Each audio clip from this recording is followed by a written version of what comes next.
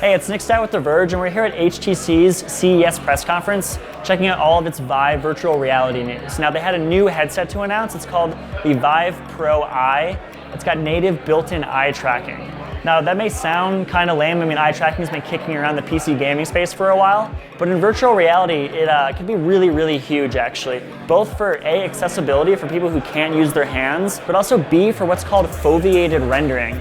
Now, that's a technique that lets you increase the resolution of an image by decreasing the resolution of those images on the peripheral vision of whoever's using the VR headset. That way, when you're looking closely at something, it actually increases the resolution of that virtual image. HTC actually has a whole different idea for the Vive Pro Eye. They imagine it'll be really big for business use cases, so enterprise customers who want to make specific apps that take advantage of eye tracking. So we got to try a few of those here at their press conference. The first one did not use foveated rendering, but it did make use of eye tracking. It was a motivational speaking or a kind of a public speaking demo called Ovation that tracked how you used your eyes while you were giving a speech in front of a big crowd.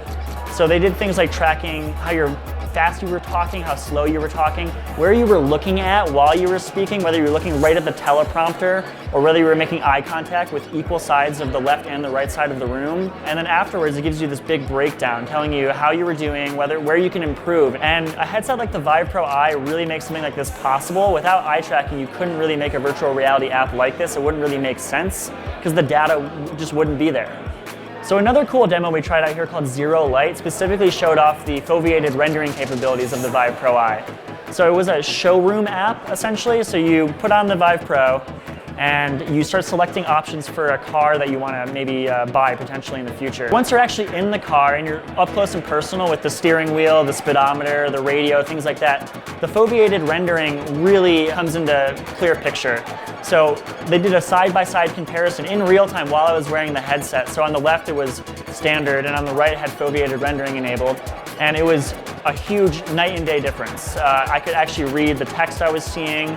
I could clearly look at icons and the gear shift. I could read the speedometer, things like that. Whereas on the left in the standard version, it was all fuzzy, kind of looked like I wasn't wearing my glasses.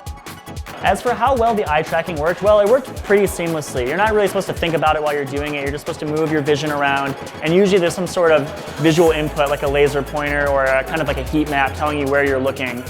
We have that in our demos here, and it seemed to work pretty flawlessly, and I could see how this could be a really huge feature for VR, not just VR games, but also like these business apps, other things like that, educational apps for sure. In terms of how the eye tracking actually functions, well, they put these rings inside of the goggles on the Vive Pro, so they're on the outer rim, and you can see them pretty clearly when you're putting the goggles on. You don't really feel them while you're wearing the headset. The comfort level is the same. It feels just like the old Vive Pro that came out last year here at CES. And it just tracks where your retinas are moving as you're looking through a scene using little pulses of light. They also haven't said anything about pricing or availability beyond the fact that it's coming in the second quarter of this year. So it is coming soon, but we just don't know how much it's going to cost. That said, if you want to find out more information about the Vive Pro Eye or any of the other cool products here at CES, keep it locked to The Verge on YouTube at youtube.com/TheVerge.